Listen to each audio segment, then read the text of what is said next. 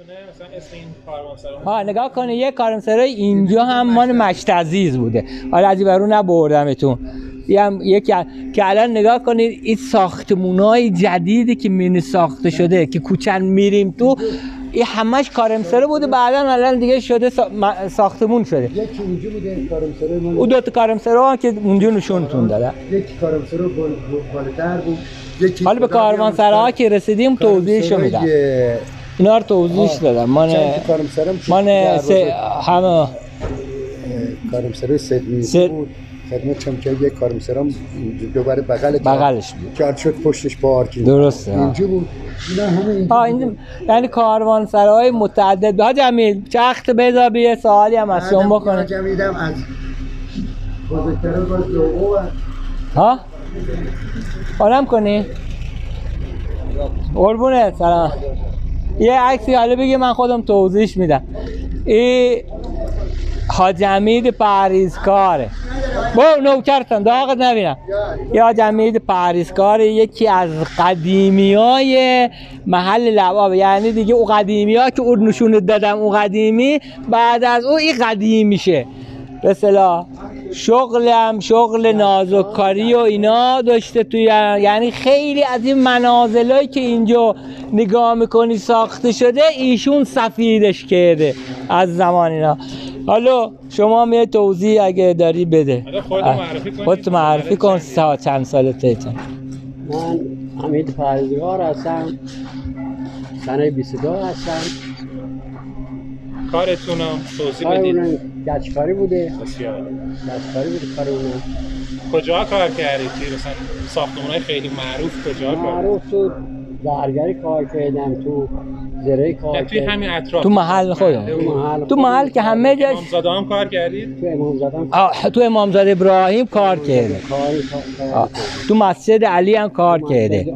آتشی هم کار کرده. مسجدی که الان مسجد اینجا کار کردم. بسیار. دستون درد نکنه. فرمون نداری من میام خدمت. چرخم خوب نگه داشت. این دو چرخه چند ساله دارینش؟ این داور یه 70 سال شد. مارکش چیه؟ یار تبلیغات براش نمیشه. هرکولس قدیمیه.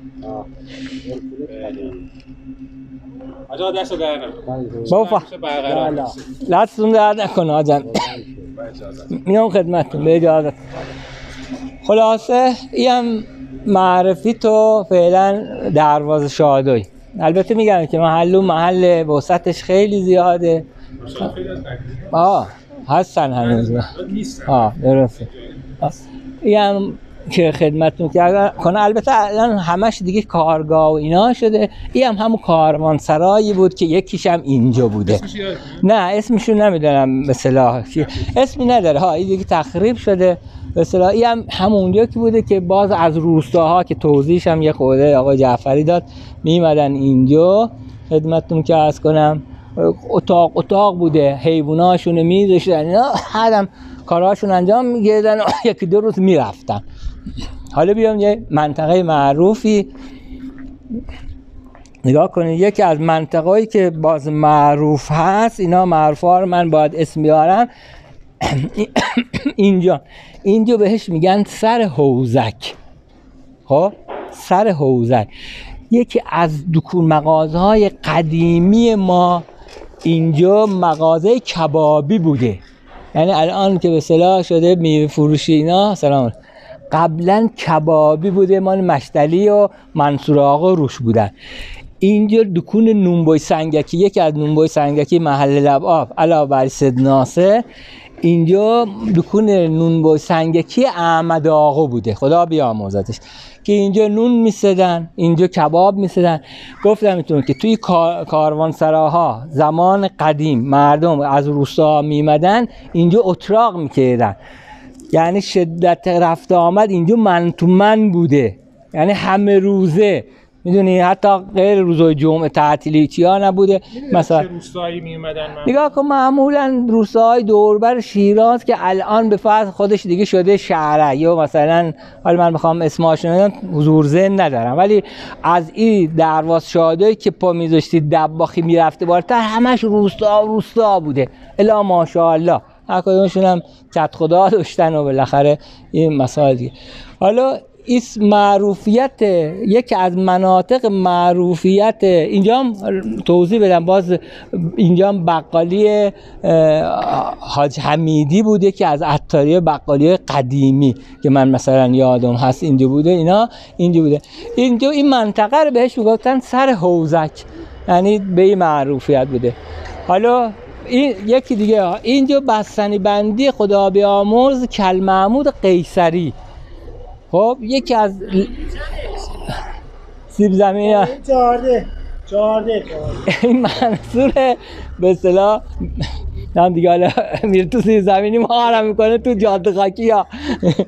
و این خدمتتون که عرض کنم این کل محمود قیصر اینجا یه زمانی برف سکشیرش معروف بوده، یعنی این برف براش میوردن زمان که تابستون تو کوههای مثلا دراک مثلا اونجا چاهای برف بوده، برف میوردن، بعدم مردم اون موقع و زمان یه لیوانای بزرگ بلوری و اینا بوده برف سکشیر درست میکرده میخوردن. حالا پالو بندی و اینا بوده خدمتتون که عرض کنم. من فامیلیتونم یادم یه هم آقای بیلویی هستن، اینا هم آقای بیلویی هستن من خود محله از ناشه، ولی شغل قبلیتون که اونم چیز دیگه بوده نه؟ حالا دیگه که هوایی راهای بیروی چهره میوه فروش به اصطلاح اینجا. اینا هم از طایفه‌شون از قدیمی های محل لبعابه. چک شو هستیم به اجازتون حمل ندارید، خدا حافظ شما. چک شو. بعد داریم همینجور دوباره راه رو میگیریم از این منطقه خدمتتون که عرض کنم سر حوزک داریم جدا میشیم، میریم که برسیم به روبرو مسجد آتشیا. مسجد آتشیا یه مسجد آتشیای لبعابه. یه مسجد آتشیایی داریم به اصطلاح خیابون احمدی معروفه، یه امان لبعابه. اینجا هم یه عطاری بود سابق و موقع یادمه، عطاری سابق بود و این نون بازاری بود، نون بازاریه که تنو بود که هنوز هم سرجاش به اصطلاح این نونبایو همه جوری هستش با مغازهای به اصطلاح دور بر خدمت. این البته خیلی از این خونه ها اینجا دیگه تخریب شده ها مثلا. نه اینجا نبود، اینجا خونه بوده به اصطلاح به خاطر که فرسودگی بافت قدیم دیگه صاحباش هم از نظر کردن دیگه شهردار خریدتشون صافشون کرده. این مسجد آتشی های لبعابه. البته به قدمت اون مسجد علی و مسجد آقلر که حالا میریم نیستن، ولی خب این هم قدمت تاریخی داره این مسجد. بریم یه منطقه مهمه اینجا تو لبعاب نشونتون. اینا حالا دیگه من پیرو که چرا هستشو نمیدونم، حالا به هر جهت از این که ما الان داریم میریم زیر درخت افرا اینجا، یواش یواش داریم میریم زیر درخت افرا که میخوره به 8 متری حکیمیان و بعدش به آستونه میخوره که به اصطلاح اینا همش منطقه محله لبعابه که بهتون گفتم. اینجا خیلی مهمه، یه توضیحات مهمی اینجا هست که من انشالله براتون بدم در خصوص چرا به محل لبعاب میگن لب آب. هیچ برای خیلی ها باید جای سوال هست چرا محل لبعاب هست. سابقا یه درخت کهنسال اینجا بود که من تو بچه بودم یادم بود همینجا بود که بریده شد. اینجا اینا همینجا افرا اینجا بود. نگاه کنه این زیر. سلام نوکرم، حالتون خوبه؟ ارادتمندی، ارادت کوچیکه. این زیر درخت افرا این رو میگفتن.